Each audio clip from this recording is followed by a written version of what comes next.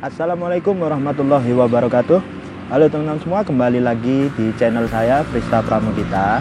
Nah, pada kesempatan kali ini kami akan membuat video yang berbeda dari konten-konten sebelumnya, yang mana konten-konten sebelumnya bertemakan traveling, bis, game dan lain sebagainya. Nah, untuk kali ini agak sedikit berbeda karena bernuansa bertemakan Ramadan.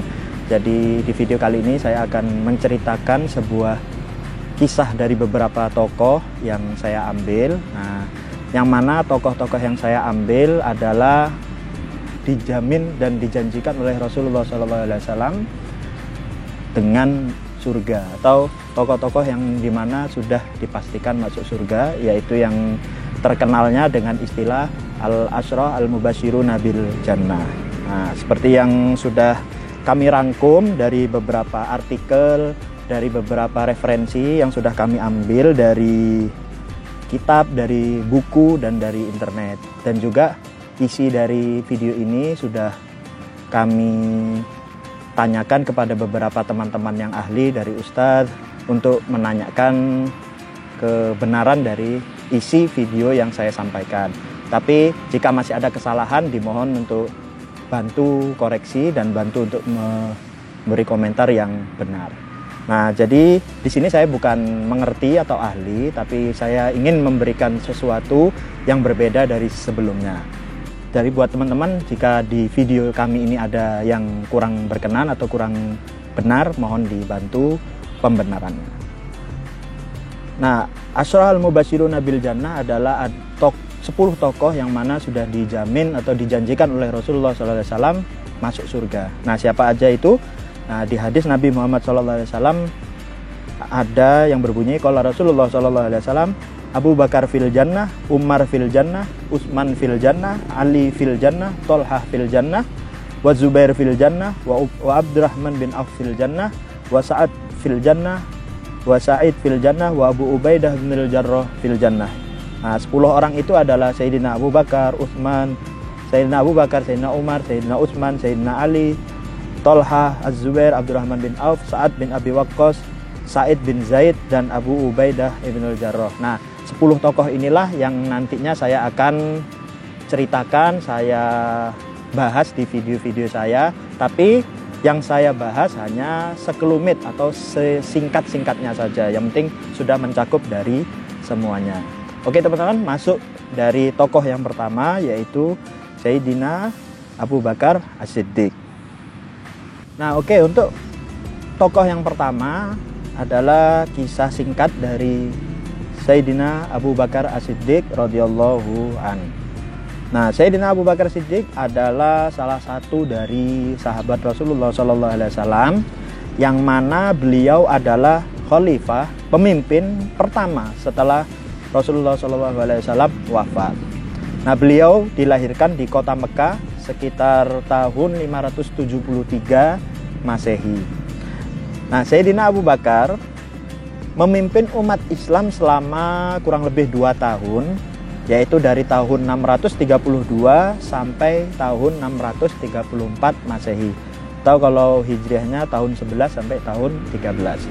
Dan beliau termasuk dari salah satu Khulafaur Rasyidin. Nah, Khulafaur Rasyidin itu adalah beliau-beliau Sayyidina Abu Bakar, Sayyidina Umar, Sayyidina Utsman, Sayyidina Ali. Nah, keempat orang ini termasuk dari tokoh-tokoh yang sudah dijamin oleh Rasulullah SAW masuk surga. Nah, itu nanti ada di video-video berikutnya.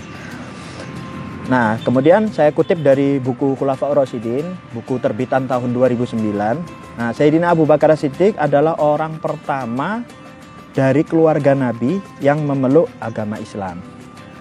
Nah, dan beliau adalah salah satu sahabat Nabi yang paling dicintai oleh Nabi Muhammad SAW. Bahkan Sayyidina Abu Bakar mengorbankan harta bendanya untuk membantu perjalanan dakwah Nabi Muhammad SAW. Jadi Sayyidina Abu Bakar ini terlahir dari keluarga yang berharta, punya banyak harta yang banyak. Nah, itu harta-harta beliau gunakan, dedikasikan untuk perjuangan Nabi Muhammad SAW. Nah, Sayyidina Abu Bakar memiliki seorang putri yang bernama Sayyidah Aisyah, yang mana Sayyidah Aisyah ini adalah istri dari Nabi Muhammad SAW.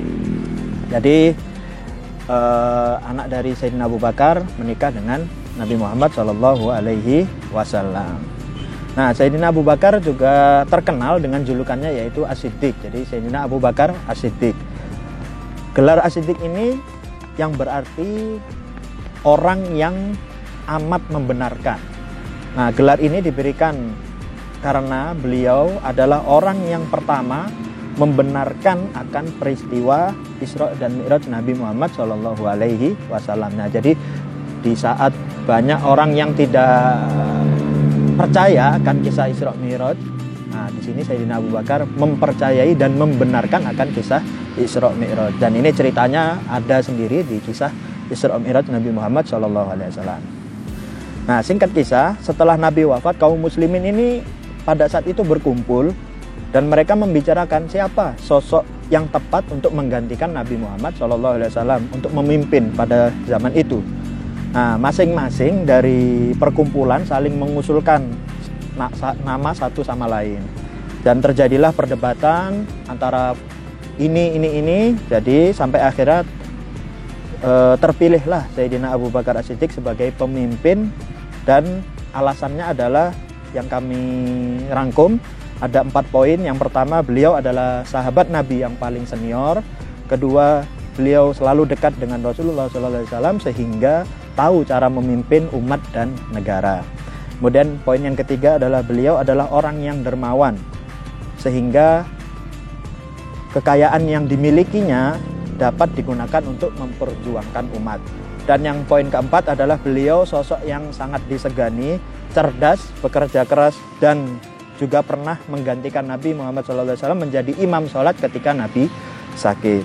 Dan beliau wafat pada tahun 634 Masehi di kota Madinah, dan beliau dimakamkan di dekat Masjid Nabawi, yaitu di samping makam dari Nabi Muhammad SAW. Wallahu a'lam bishawab. Nah, ini jadi teman-teman kisah dari Sayyidina Abu Bakar As-Siddiq singkatnya. Jadi saya kutip dari beberapa artikel, dari beberapa buku yang saya himpun.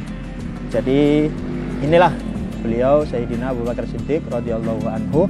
Semoga kita bisa meniru dan mengambil hikmah dari kisah perjuangan dari seorang sahabat, yaitu Sayyidina Abu Bakar Siddiq, yang mana beliau sudah dijamin oleh Rasulullah SAW masuk ke surga.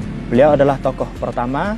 Adapun tokoh berikutnya teman-teman bisa saksikan di video-video saya yang berikutnya.